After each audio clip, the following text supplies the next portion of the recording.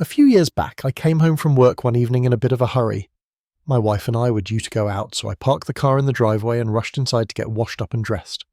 When we stepped outside, ready to leave, we were met with an infuriating sight. Some idiot had parked his car right across our driveway. Now in the UK, if you have a dropped curb, it's illegal for someone to park across your driveway. So naturally, I went knocking on the doors of the houses nearby, trying to find the owner of the car. I checked a few doors on either side, but no one knew whose car it was. With time running out, I had no choice but to grab my phone and call a taxi. A few weeks passed, and I had nearly forgotten about the incident. One night, my wife and I went out to an exhibition that the Pro Photo Lab I worked for had put on. It was a great evening, and we arrived home around 1 a.m, tired but content. But as we pulled into our street, my jaw nearly hit the floor. The same car was parked in our driveway. This time I decided to handle things differently. Instead of letting it ruin my night, I simply parked our car right across the driveway, blocking his car in. Then I went inside, had a nice cup of tea and went to bed. At around 3 a.m, I was jolted awake by a thunderous banging on the front door. Half asleep and confused, I shot out of bed and stumbled downstairs, wondering what the hell was going on. When I opened the door, there stood a red-faced man, huffing and puffing in frustration. "You're parked across the driveway," he barked. "I can't get my car out." I blinked at him, still trying to process the situation, and then it hit me. "Oh, you mean my driveway," I said, my voice dripping with sarcasm. "The same one you parked across a few weeks ago, making us miss our plans." He stammered something about needing to leave and insisted that I move my car immediately, but I was having none of it. "You know what we had to do that night?" I said. "We had to call a taxi, so maybe you should do the same." His face darkened with anger. "I live on the south coast. That's 60 miles away. That would cost a fortune," I shrugged. "That sounds like a you problem. You should have thought about that before parking in someone else's driveway." He grumbled and threatened to call the police, which only made me laugh.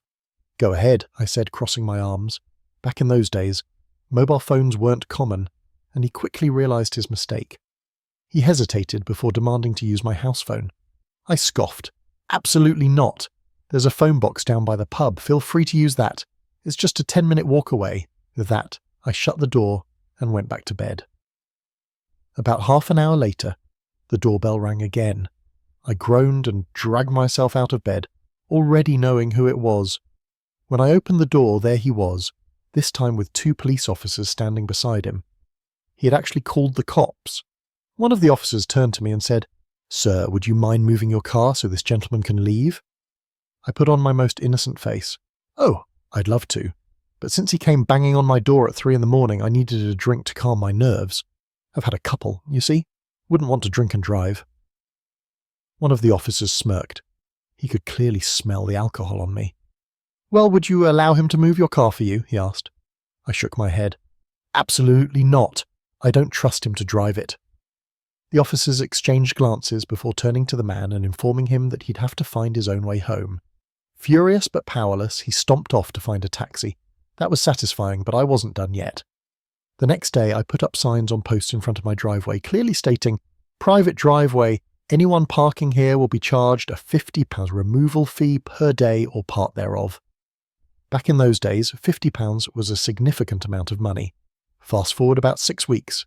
My wife and I came home from work one evening, and guess what? Yep, same car, same inconsiderate idiot. I didn't even hesitate. I parked my car across the driveway again and went inside. Sure enough, around 2:30 a.m, there was the inevitable banging on my door. I took my time, stretched, yawned, and finally opened it. "Yes," I said, my voice colder than an Arctic wind. "You need to move your car so I can get mine out," he said, clearly hoping for a different outcome this time. I leaned forward, towering over him. "See those signs? When you pay the parking penalty, I'll move my car, not before." His eyes widened in disbelief. "You can't do that. That's extortion." I grinned. "Actually, it's 100% legal. I checked. So either pay up or walk home." Just like last time, he called the police. And just like last time, the same 2 officers showed up. When they saw me standing there with my arms crossed and a smug smile on my face, they already knew how this was going to go. Once again, they explained to him that my actions were perfectly legal. With no other choice, he called a taxi and left. The next day he returned with a friend to retrieve his car. He handed me £50, but I shook my head. "Where's the other £50? I asked. "What?" he snapped. "Go read the sign again," I said, pointing at it. With a look of utter defeat, he turned to his friend, who reluctantly handed over another £50. I moved my car and he drove off, flipping me off as he went. That night, my wife and I went out for a slap-up meal to celebrate. We ended up at a restaurant we frequented, and as I was chatting with the owner, guess who walked in? One of the cops from the night before, this time with his wife. He spotted me, walked over and asked, "So how did it all end?" I told him the whole story in front of a restaurant full of people who were soon roaring with laughter. When it came time to pay for our meal, the owner flatly refused to take a penny. "That," he said, wiping tears of laughter from his eyes, "was the best laugh I've had in years." And that's how I turned an inconsiderate Parker into a free dinner and a legendary story.